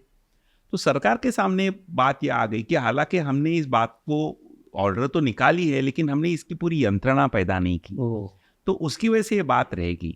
तो उसी वक्त ये वाकया हुआ था कि मेरी जो मराठी किताब है सेक्स एजुकेशन पे, उसका जो रिलीज फंक्शन हो रहा था, उसमें मैंने जानबूझ के स्वास्थ्य मंत्री हैं दिग्विजय खानविलकर साहब उस जमाने के, और जो शिक्षा मंत्री थे दिलीप वलसे पाटिल, इन दोनों को वहाँ पे उस रिलीज फंक्शन में बुलाया था। और मैंने सारे लोगों के सामने, टेलीविजन के कैमरे सामने लगे हुए, तो उनके सामने मैंने ये सवाल पूछा कि गवर्नमेंट ने अगर इस बात को मंजूरी दी है जी, अगर ये जीआर निकल चुका है, तो फिर ये हो क्यों नहीं रहा है, उसको इम्प्लीमेंट क्यों नहीं कर पा रहा है? तब उन्होंने कहा कि हमारी ये मुश्किल है, ना उन शिक्षकों को इसका प्रशिक्षण दिया गया है, ना ही हमें पता है कि इस तरह का प्रशिक्षण कैसे दिया जाए। तो तब उन्होंने पब्लिक के सामने मुझे ही कहा कि आपने इतनी अच्छी किताब लिखी है सेक्स एजुकेशन पे, क्यों ना आप ही इसका एक करिकुलम बना के सरकार को पेश करो और हम इसको स्वीकार कर लेंगे और यही सारी स्कूलों में जाएगा, शिक्षक लोग उसको पढ़ के हम उसको इम्प्लीमेंट कर सकते हैं। लेकिन अनफॉर्चुनेटली पॉलिटिकल मूवमेंट्स हो गए, किसी वजह से विलासराव देशमुख मुख्यमंत्री नहीं रहे और सुशील कुमार शिंदे मुख्यमंत्री बन के आ गए। ना ही वो स्वास्थ्य मंत्री रहे, ना वो शिक्षा मंत्री रहे, सब कुछ बदल गया। वो बात जब वहाँ से जो अटक गई, रह गई, वो आज तक रह गई है। फिर बाद में इसको किसी ने उठाया नहीं, इसलिए मैं अपने वैयक्तिक ढंग से मेरे अपनी इंस्टीट्यूट के जरिए ये कोर्स चला रहा हूँ, जिसमें शिक्षकों को प्रशिक्षित किया जाता है कि सेक्स एजुकेशन कैसे दिया जाता है, उसमें क्या कहा जाना चाहिए, कौन सी उम्र में कैसे कहा जाना चाहिए, ये सारा उसमें प्रशिक्षण दिया जाता है, जो मैं अभी पिछले कई सालों से चला रहा हूँ, 20 से ज़्यादा सालों से चला रहा हूँ।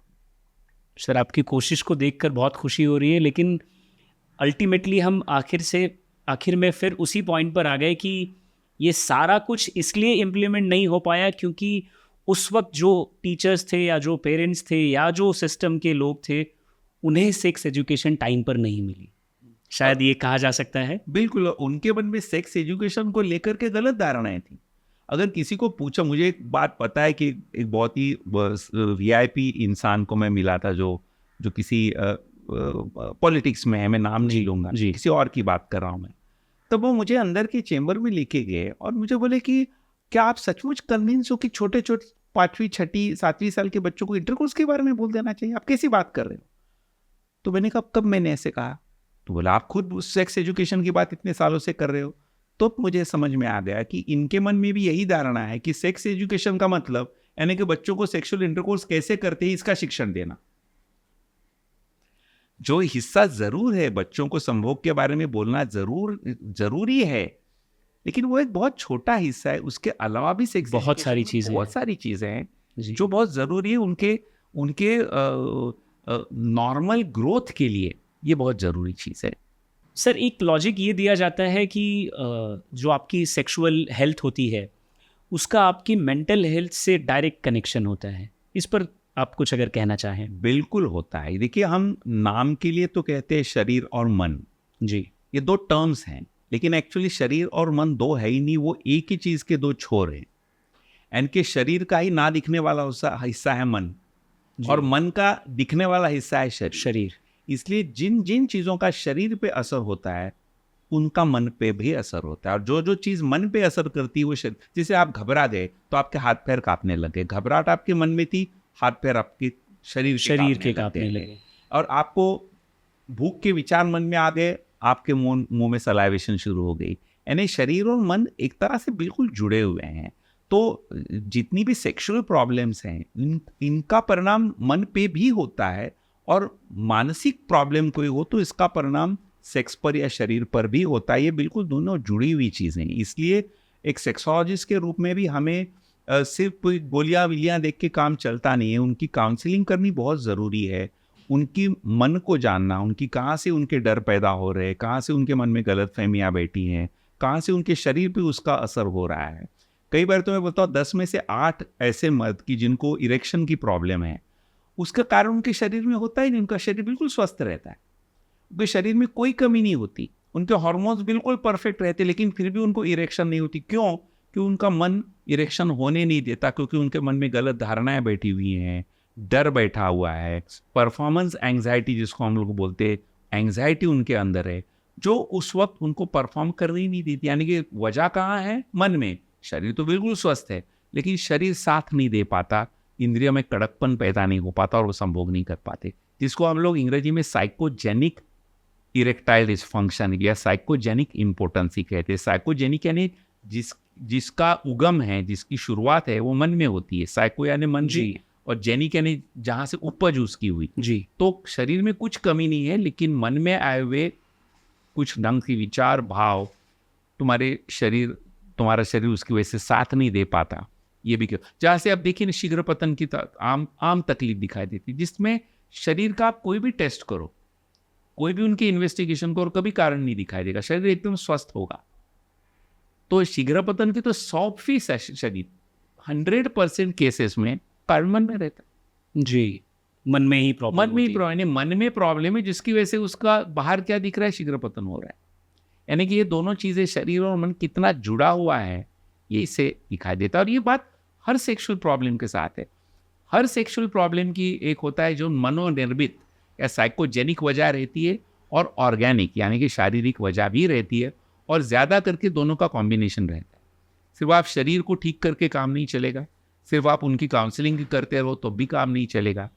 इन दोनों की मदद करनी ज़रूरी रहती है, और इसीलिए एक्सपर्ट के पास जाना, जिनको इसका अनुभव है, जिनको उसका प्रशिक्षण हुआ है, जिन्होंने इसकी एजुकेशन ली है, उनसे राय लेना, उनसे काउंसलिंग करा लेना, उनसे इलाज करवा लेना, ये बहुत ज़रूरी है। ना ही आप इश्तेहार देख के जी उनके पास चले जाओ। और वैसे आपको एक मज़े की बात बता दूं कि हमारा मेडिकल प्रोफेशन ऐसा है कि इस मेडिकल प्रोफेशन को हमें एडवर्टाइज करना गलत माना गया, इलीगल माना गया। अगर कोई डॉक्टर एडवर्टाइज अपनी करता है तो उसकी रजिस्ट्रेशन कैंसिल हो सकती है। राइट। लेकिन फिर ये जो इश्तेहार लगाने वाले डॉक्टर है वो कैसे कर रहे हैं? वो तो गारंटी ले रहे हैं या तो वो डॉक्टर है ही नहीं, राइट, या तो वो डॉक्टर है नहीं, झूठे नाम लेके झूठियां डिग्रियां करके वो इस तरह की बातें सिर्फ लोगों को फंसाने के लिए कर रहे हैं। क्योंकि सही डॉक्टर, आप किसी डॉक्टर का पोस्टर अब नहीं देखोगे। बम्बई में या सारे भारतवर्ष में इतने अच्छे अच्छे डॉक्टर हैं, आपने कभी किसी कार्डियोलॉजिस्ट का पोस्टर देखा है? नहीं। आपने किसी डायबिटोलॉजिस्ट का कभी आपने कोई पोस्टर देखा है? नहीं। कि भाई हमारे पास आओ, इस तरह का कोई पोस्टर नहीं होता। कि डॉक्टर का, हम जो मेडिकल प्रोफेशन के लिए एडवर्टाइजमेंट एक तरह से अलाउड ही नहीं है। लेकिन ये जो एडवर्टाइजमेंट्स हैं, ये ऐसे लोगों की है जो डॉक्टर है ही। शर्तिया इलाज की गारंटी, बिल्कुल, एक बार अवश्य पधारें। तो ऐसे एडवर्टाइजर से, ऐसे एडवर्टीजमेंट से सावधान रहिए। सर, इतना कुछ आपने बताया, अब हमारी ऑडियंस को ये बताइए सर कि एक अच्छी सेक्स लाइफ के लिए, एक अच्छी सेक्सुअल हेल्थ के लिए वो किन चीज़ों का ध्यान रखें? फिर मैं वही चीज़ कहना, सेक्सुअल हेल्थ हम कहने के लिए एक अलग उसके लिए टर्म इस्तेमाल करें, लेकिन हमारी पूरा जो स्वास्थ्य है उसका वो एक हिस्सा है। मैं हमेशा कहता हूँ कि आपको अगर आपकी सेक्सुअल हेल्थ ठीक रखनी है तो आपकी हेल्थ ठीक रखो। आपकी हेल्थ ठीक रखने के लिए आपको क्या करना चाहिए? आपकी डाइट अच्छी होनी चाहिए, आपको रेगुलर एक्सरसाइज लेनी चाहिए, आपको अच्छी नींद मिलनी ज़रूरी है। बिल्कुल। यानी आपको एक्सरसाइज रेगुलरली करनी चाहिए। यानी कि आप अपने को स्वस्थ रखने के लिए, अपने शरीर को स्वस्थ रखने के लिए जो करोगे उससे आपकी सेक्सुअल हेल्थ ठीक हो जाएगी। सचमुच इतनी अमेजिंग इन्फॉर्मेशन दी हमें डॉक्टर भोसले ने कि अगर आप अपनी सेक्स लाइफ को, अपनी सेक्सुअल हेल्थ का ध्यान रखते हैं, तो ना सिर्फ आप अपने शरीर को एक अच्छी ज़िंदगी, एक अच्छा वक्त देते हैं, बल्कि आप अपनी पर्सनल लाइफ, अपनी मैरिड लाइफ, अपनी सोशल लाइफ तक को आप बेहतर बनाते हैं। सो मैं तो यही रिकमेंड करूँगा कि अब हम डॉक्टर भोसले की लिखी हुई किताबों को ज़रूर पढ़ेंगे। और मैं आपको बता दूं कि ये सेक्स एजुकेशन अश्लील बिल्कुल नहीं है, क्योंकि जितना कॉन्वर्सेशन हमने अब तक किया उससे तो यही समझ में आया कि इसका एक एक हिस्सा हम सब की लाइफ का बहुत ज़रूरी पार्ट है, इसे बिल्कुल भी इग्नोर नहीं किया जा सकता। तो इसी के साथ हम डॉक्टर राजन भोसले का शुक्रिया अदा करेंगे और आप सबसे ये अपील करेंगे कि ऐसे और वीडियोस देखने के लिए हमारे चैनल को सब्सक्राइब कर लीजिए, फॉलो कर लीजिए। और ये चलते चलते ये बात मैं ज़रूर कहूँगा सर कि हम ये कॉन्वर्सेशन जारी रखना चाहेंगे। हमारी बहुत इच्छा है कि हम इस सब्जेक्ट को और एक्सप्लोर करें और आगे भी इसे जारी रखें। ज़रूर। Thank you so much sir. तो इसी के साथ अब आपसे विदा लेते हैं। नमस्कार।